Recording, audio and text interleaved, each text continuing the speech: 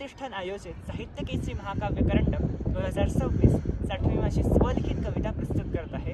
कविता सभा असुरांची.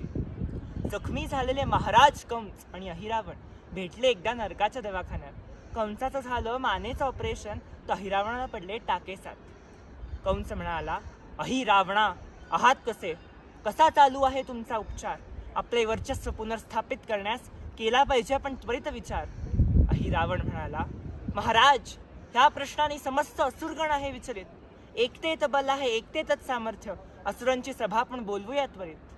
मग काय, कल्पना कंसासनी पटली. झाली सुरू नरकातील सभेची तयारी. नरकातील सर्व सदस्य होते आमंत्रित. जागा निवडली गेली एकदम भारी. प्रथमच रुबाबात चालणारी दुर्योधन आज सभेत आले का पायावर लंगडत. 100 कौरवांची सेना असलेल्याला नरकात कोणाचीच नव्हती संगत. पांडवांकडून परास्त झालेल्या ह्या शूरवीरांनी नरकात गाठली होती साठी. महाभारताच्या युद्धात हाती होते शस्त्र. आता मात्र आहे चष्मा आणि काठी.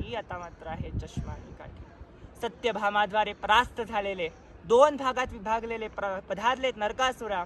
सृष्टी भस्म झाली ज्यांच्या भयानी, स्वतः जळत आले त्रिपुरासुरा. श्रीरामांद्वारे मृत्यू पावलेले, दुःखात शोकात पधारलेत लंकापती. तापाने स्वतः ते थरथरतायत आज, ज्यांच्या भयानी थरथरायची पृथ्वी, क्रोध विनाशकारक स्वभाव, डोके खाली कंबर वर करून आले आहेत. सर्व श्रेष्ठ जे होते समस्त ब्रह्मांडात, आज सर्वजण त्यांच्याकडे आश्चर्याने पाहे. पोटाची सर्जरी झालेले हे हिरण्यकश्यपू शूरवीर वरून झालेत फारच रोगी. रागाने त्यांच्या तापलीय पृथ्वी. पोटाच्या अभ्यासासाठी मात्र आहेत ते उपयोगी. चर्चेला होणारच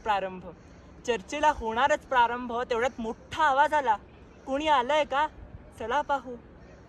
अमृत पिण्याचा ज्यांनी प्रयास केला, व्हीलचेअरवर पधारलेत केतू आणि राहू. अनेक विचार, अनेक उपाय मांडले सर्वांनी सभेत. नष्ट करून टाकूयात त्या परमेश्वराचा मान. शारीरिक बल, तंत्र मंत्र वापरण्याऐवजी द्यावा मनुष्यास शापरूपी वरदान.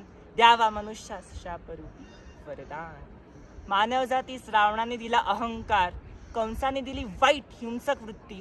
क्रूरता आली हिरण्यकश्यपूकडून, केतू आणि राहू यांनी दिली सूड बुद्धी. छल कपट माया दुर्योधनाच्या शिकवणी, अंधविश्वास अहिरावणाने निर्माण केला. ईर्षा द्वेष जलन ह्या अंधकासुराच्या भेटी. नरकासुरामुळे स्त्री अत्याचार झाला. अशा अनेक असुरी वरदानांमुळे समाजात सुरू झाला भ्रष्टाचार. माणुसकीवर घाव घालून या माणसांनी केला आपल्या माणसांवरच वार. करुणा दया ममता परोपकार ह्या परमेश्वराच्या भेटी. निर्णय आहे मनुष्याचा तुझ्या हातात. मनात पेरशील कोणकोणते गुंतू. निवडशील प्रकाश की बुडशील कायमचा त्या अंधकारात.